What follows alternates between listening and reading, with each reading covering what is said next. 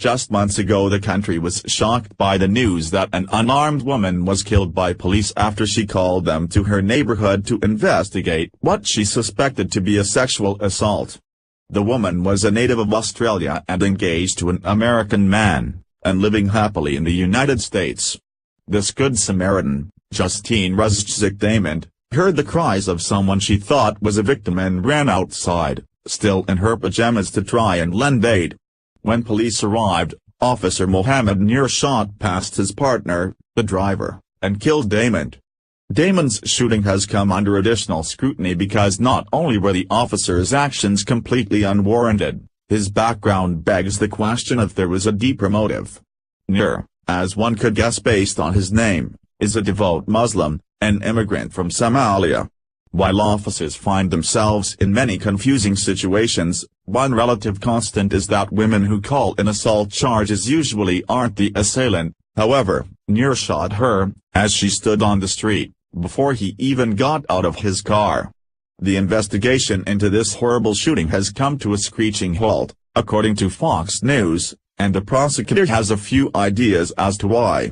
The evidence that he would have had access to has been denied him, and Noor is exercising his Fifth Amendment rights 100% of the time when it comes to information about the shooting. A prosecutor in Minneapolis on Wednesday blasted investigators involved in the probe of the police officer-involved shooting death of an unarmed Australian woman in July. Mike Freeman, the Hennepin County attorney, said he doesn't have enough evidence to charge Somali-born officer Mohamed Noor, who shot Justine Ruszczyk Damond in an alley behind her home. Damond had called 911 to report a possible sexual assault.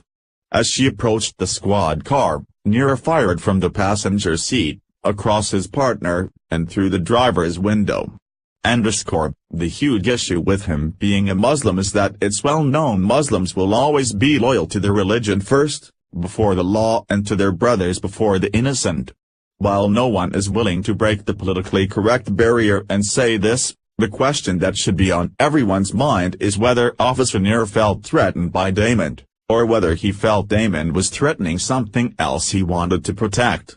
Let's think about what Damond was doing. She was reporting what she believed to be a sexual assault, something that Muslim men are known to do and overlook or even condone when it's done by others. Let's think about it like this: if you're someone who's been brainwashed into thinking that these Western women are asking for it, or that the aggressor is probably being falsely accused, it would be pretty easy to justify shooting another, immodestly clad, in her pajamas, remember, Western busybody who was trying to get some innocent rapist in trouble for putting a woman in her place. Is that really what was going through Noor's head? We have no idea, but it's something that Islam might have no problem with, if he were to do it in the name of religion. If Noor continues to keep quiet, we might not ever know, but this is for sure a huge risk when we put our safety in the hands of those who are loyal to a violent religion before they're loyal to the laws of their country. Because of Noor's complete silence, along with the lack of promised evidence, prosecutors have no way of finding the truth in this case, and it's frustrating a lot of people. Here's more from our source about the roadblocks standing in the way of prosecutors. I've got to have the evidence. And I don't have it yet. And let me just say, it's not my fault, Freeman said in a video that was posted on Facebook.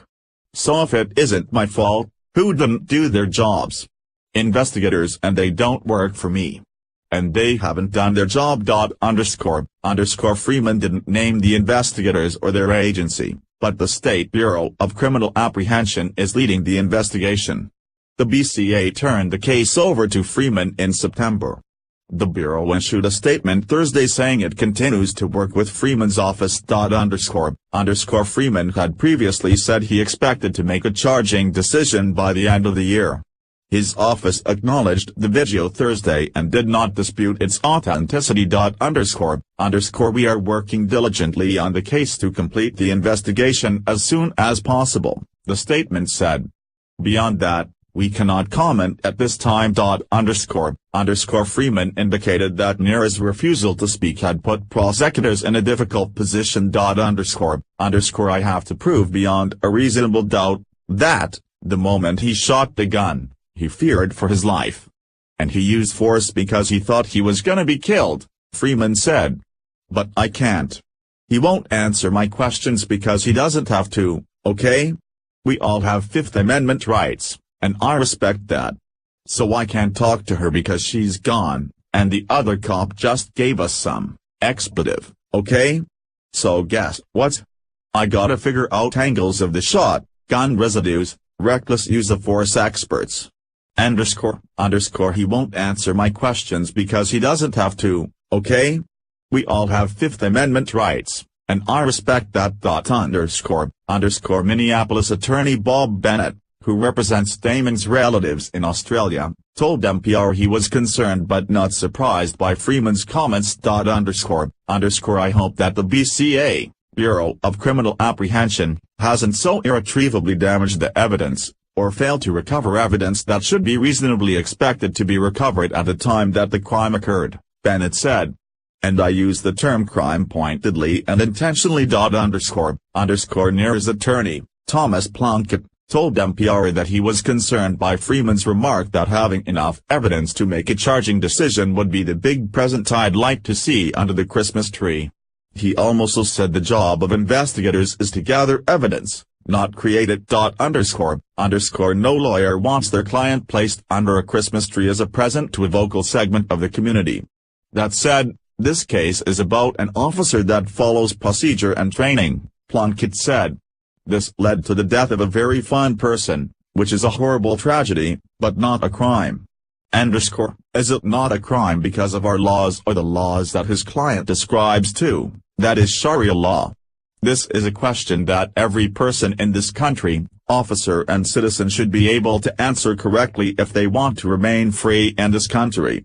H/T, Fox News. Follow us on Facebook at Freedom Daily.